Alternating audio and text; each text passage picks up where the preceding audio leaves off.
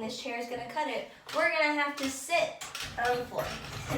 I'm gonna have to do the rest of this video down here on the floor because that chair is way too squeaky. So we're just gonna be fine and dandy down here.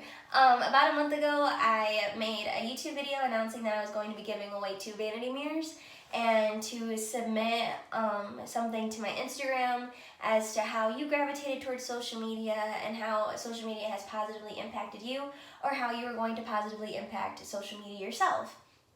And I had a lot of beautifully written submissions and so many positive ways that you guys shared with me and how you're going to impact social media or how it impacted you and what influencers have done for you, which was amazing to hear. And at the end, I will be announcing the 2 winners for these vanity mirrors. And I can't wait to do another vanity mirror giveaway because I will be doing another one definitely soon. Getting the submissions was actually a lot harder than I thought because it was really hard trying to choose someone. So I will definitely be having to give away more mirrors. Just because I want to give like every single person that submitted me something, I want to give every single person a mirror. And that is very hard on my heart because I really want to do that. So I don't know. I feel like eventually, somewhere in my lifetime, I'm going to owe a lot of you a mirror, and I think I'm perfectly okay with that. Mirrors are my thing, so we're just gonna get right into it. The reason I was doing the vanity mirror giveaway was because it was a reflection of me, and I used to have problems with mirrors. I actually used to break mirrors. I would get so mad because I hated who I was. I hated what I looked like. I hated everything about myself. I hated looking at myself in a mirror.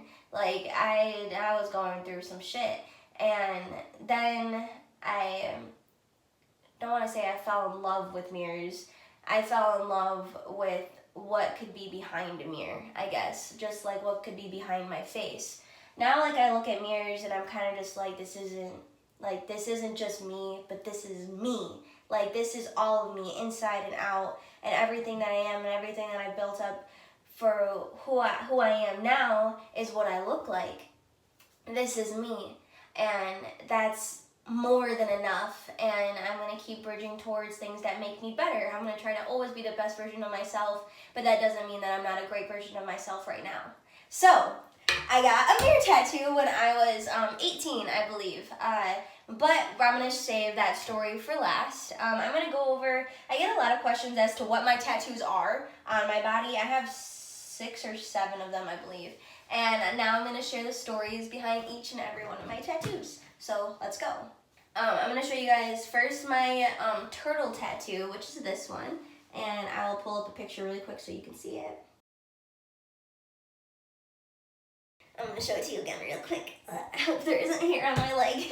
But I mean, if there is, it's fine. When I was 15, I went to Hawaii with my father and my now ex-stepmom and her father, which would have been my then grandpa.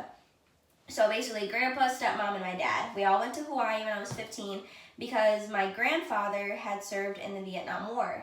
And when he had served in the Vietnam War, he got shot in the neck, like right through. And a buddy carried him 3 or 5 miles to a helicopter and saved his life. He actually was discharged from the military after that. He was unable to serve due to injury and stuff. And obviously, years and years later, they both connect on Facebook. Like, they find each other on Facebook, and we fly to Hawaii to meet him. And he's a wonderful man, has a wonderful family. And while we're there, he hands me a fake turtle tattoo, which is this that I have on my ankle. And they're sharing the story behind, my grandpa and him and everything that they had went through together, and him carrying him the whole way and stuff, and how crazy it was. So he hands me this fake turtle tattoo, and he tells me the story behind turtles and what they mean in Hawaii, and how they always find their way back home. And so he was like, your grandpa found his way back home, and I'm going to give you this turtle so you know you always find your way back home. And I was like, bet, I'm going to get this. This is going to be my first tattoo, Dad. Like, when I turn 16, I'm getting this as a tattoo. And he was like, okay. And then when I turned 16, I immediately got it as a tattoo. However, I did put it on my leg when I was in Hawaii, and then I didn't have another version of it. So for like 6 months after that trip, before my 16th birthday, I was Googling so many different like turtle tattoos. Like, you know, I was like tiki torch turtle tattoo Hawaii. Like, I was trying to find the version of that tattoo of that turtle so I could get it tattooed, and I did. I found it on Google and on a fake tattoo website, the turtle that I got when I was in Hawaii. And I spent like 6 months Googling, trying to find it, and I finally found it, and as soon as I did, I got it tattooed on my 16th birthday. So that was my first tattoo that I absolutely love. And my second tattoo was one here up on my shoulder. Let me see, I don't know if you could, I'm gonna show it for like a second. This is what my back looks like. You can see I got a dragon over here with a little turtle on top over here. And then I have this on this side, and then I have right here. And I will show that in pictures and stuff. So I'll just pull up pictures so you guys can see what they look like and whatnot and make it easier for you guys. This one up here that has the moon, stars, and the sun. This one up here that has the moon, stars, and the sun. The bigger star is my sister, the moon is my brother, the bigger star is my other sister, and the two little stars are my two little brothers. And then there's like a baby face in the middle that I didn't mean to be there, but it's there. So there's a baby face in the middle of all of that I just say is me, because it's in the center. So I just claim that as me. So that's for all of my siblings and stuff over here. I don't have like my step siblings in it though, because they just didn't fit. And then I have my Nana and Papa tattoo over here. And when I got this Nana and Papa tattoo, my Nana was passing away, and I had told her, I was like, I'm getting a tattoo for you and Grandpa, but I was like, I'm gonna get it covered because I'm not absolutely in love with it. I don't really like the placement that I'm getting it on me, but I want you to at least see it before you pass. And she was like, that's fine, Miha. Just get it and then cover it later. I just want to see it. And I was like, okay, cool. So I am getting this covered up on Tuesday. I'm getting a huge tattoo from my thigh up my ribs to cover up this Nana and Papa tattoo, and then to go up around my sibling tattoo, and I cannot wait to show you guys. So that's gonna be my next YouTube video, is showing you all this big ass tattoo that I'm getting in 4 days. I'm so excited. Okay, anyways, so I told her that I was gonna be getting it covered up and everything, and she was like, that's fine. So I have the plane coming out from the clouds and everything, which is for my grandpa because his dream was to be an aviator. So that's why I have a plane right there for that. And then my grandma was in love with pink roses. There was roses everywhere in her house. There was roses. She was always planting roses outside, and they were always pink, and they're just so beautiful, just like her. I miss her so much, but let's not get into that. And then I have this dragon and turtle tattoo over here on my right shoulder. And the dragon is for my dad, and the turtle is for me. So there's just a little turtle sitting on the back of this dragon. And that's what I had back here. And when I got the tattoo though, he added rocks and water, and I didn't even know until the end of my tattoo. He like showed me, he was like, oh yeah, and then I added some rocks and water at the bottom, and I looked and I was like, dope, looks cool, like whatever. So that's what that one is for. It's just for my dad and I, and then my siblings and I, and then my grandpa and my grandma. And then this is for my other grandpa, and always just knowing that you can make it home. And then I have my Ninja Turtle tattoos over here. I have been in love with the Ninja Turtles since I was a little kid. I don't know if you guys ever seen that quote, but the only reason I had Barbies was because my Ninja Turtles needed bitches. That was definitely me. I grew up with just like in love with the Ninja Turtles. I absolutely love them. My room was decked out TMNT until I was like 20, almost turning 21. And I kind of just took a look at my room and I was like, man, like I'm not 12 anymore. Like I really need to get this idea that I'm still like a kid out of my head. So I took it all down.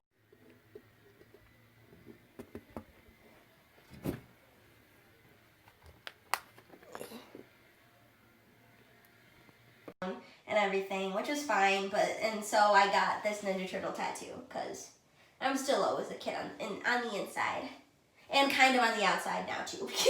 Okay, and then the big tattoo, my biggest tattoo that I have right now is this one, is my mirror tattoo.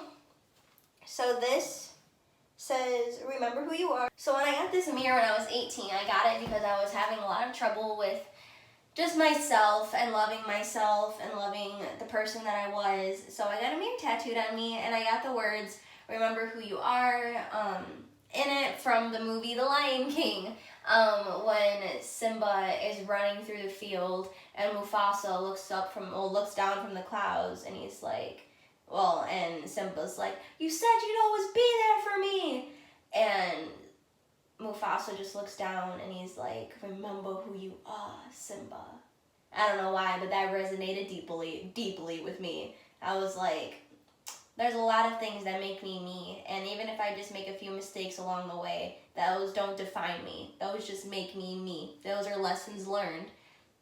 And that's all. It's the little things, and it's everything about me that is beautiful. Even though I made mistakes along the way, that those don't define me, and I also don't need to ignore them. And in the words, "Remember who you are," I added in little symbols of things that have made me me, that aren't necessarily mistakes or that I regret, but they make me me, and I don't regret them because it taught me a lot. These things that I've had gone through in my life taught me a lot, and these experiences made me grow as a person and made me understand other people's perspectives and other people's feelings a lot more, and to just be really considerate of others, because you just have no idea what other people are going through. You genuinely don't.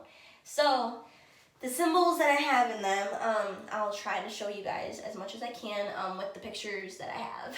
So I have a semicolon in the R in my tattoo, and I brought up a semicolon in the definition just so that we are not wrong at all and we are on the same page with each other.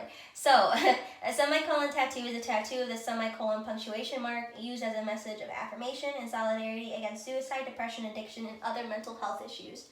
So the reason that I had gotten the semicolon was because I had attempted suicide when I was younger, and I'm not ashamed, I am not regretful, if anything, I'm grateful that I did what I did, because it made me appreciate and value myself more, not right away, but eventually, and I'm not ashamed of it at all.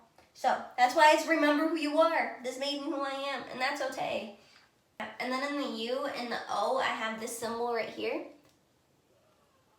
That's what that symbol is, and that is for the O. And I brought this up too, just so that we're on the same page with each other.